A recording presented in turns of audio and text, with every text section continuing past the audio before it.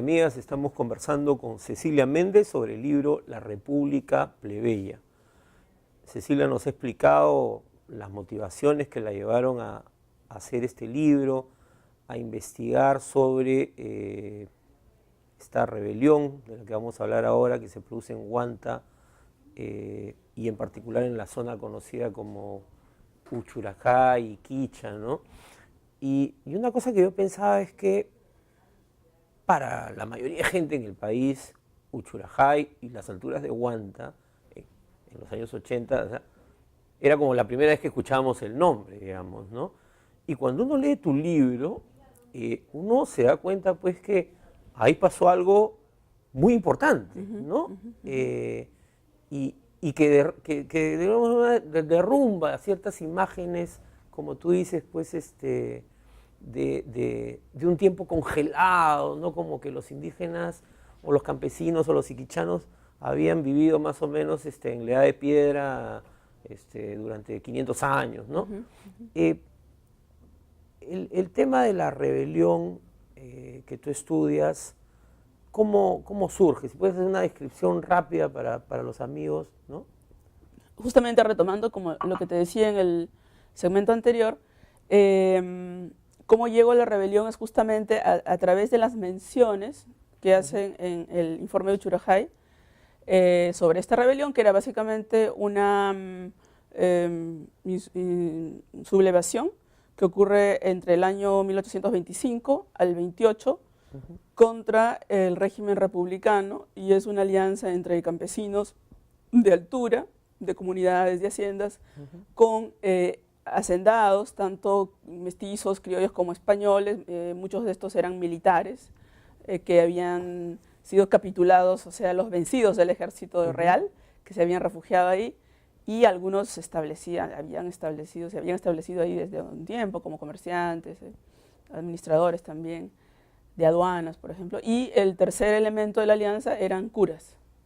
Entonces, mi objetivo al focalizarme en esta rebelión no era estudiar solo la rebelión, sino usarla como una ventana para entender la formación del Estado en su momento incipiente y la política del Perú en el siglo XIX, desde el punto de vista de una sociedad rural que se ha considerado aislada del Estado y aislada de la capital. Entonces, lo que yo básicamente encuentro son nexos muy dinámicos entre el Palacio de Gobierno y las punas de Huanta. Y eso derriba justamente, esos hallazgos, derriban unas convenciones, unos estereotipos tan fuertes que han resistido la evidencia, porque lo que yo estoy haciendo es profundizar fuentes que en parte ya elementos conocidas, que incluso están en el informe de Uchurajay, porque en el informe de Uchurajay, el informe antropológico hablaba de que ya estas zonas habían comerciado coca, que habían establecido pactos con el Estado, habían apoyado tal caudillo, y a pesar de esa evidencia… Se mantenía el estereotipo, digamos. La construcción mental del aislamiento campesino era tan, pero tan fuerte, y de la sierra como una geografía aislada del Perú, como que si fuera algo intocado casi, claro, que no se podía leer ni siquiera la evidencia. Claro, entonces no… ¿Entiendes? O sea, eso es tan fuerte porque sigue siendo reiterado en las ciencias sociales, y no te estoy hablando de autores conservadores necesariamente, sino dentro de las ciencias sociales que se consideran de avanzada en la prensa. Entonces, claro, que tú las criticas fuerte, en la introducción, ¿no? La critico en todos lados que puedo, pero igual creo y espero que con este libro al menos que ahora se difunda más, que de una vez por todas se entienda que el aislamiento de la sierra es producto de la modernidad, que las carreteras y que todo eso tiene que ver con el aislamiento de la sierra, digamos, que se produce un aislamiento en algún momento de la historia, pero que no es en este momento. Claro, eso ocurre mucho después de este momento que tú estudias. Y que las carreteras que se consideran normalmente que son las que crean conexiones, pueden crear conexiones entre ciudades grandes, y claro, cierto, pero quiebran las conexiones dinámicas que son las que tenían mucho que ver para entender la política del momento, porque eran momentos de guerras civiles. Sí, ahí, disculpa que te interrumpa, pero un poco para expresar las conexiones de las que tú hablas, ¿no? uno la imagen que tiene, porque es lo que le enseñaron a uno en el colegio, y lo que le enseñaron a uno en el colegio es lo que se le queda grabado un poco en la memoria, ¿no? Porque después no es que uno está, salvo que sea muy interesado, no está pues al tanto de los hechos de la historia. A uno le enseñaron que hubo una cosa que se llamó la batalla de Ayacucho, que la Serna firmó la capitulación, ¿no? Y que había un grupo en el Real Felipe, bueno, que al final se fue, y la imagen es como que los españoles se fueron. Exacto. O sea, la imagen que yo tengo yendo a cuando tenía pues 15 años es, terminan y se van. Y cuando uno lee tu libro, uno lo que ve pues es que, digamos, los españoles y quienes se sentían leales a la corona por diferentes razones, como tú explicas en el libro, no es que se fueron, hubo un grupo que sí se fue, pero había una dinámica social, una lealtad al rey, digamos, ¿no? De diversos sectores sociales, ¿no? Y más en algunas regiones que en otras, además, ¿no? Como tú explicas, el tema de Cusco, ¿no? Que recibe a la Serna, ¿no? Arequipa, que fue pues un bastión realista, ¿no? Entonces esto también quiebra esta imagen como fotográfica que hemos tenido, ¿no? Una foto y después no nos vuelven a hablar los españoles hasta 1866, digamos, Sí, ¿no? claro.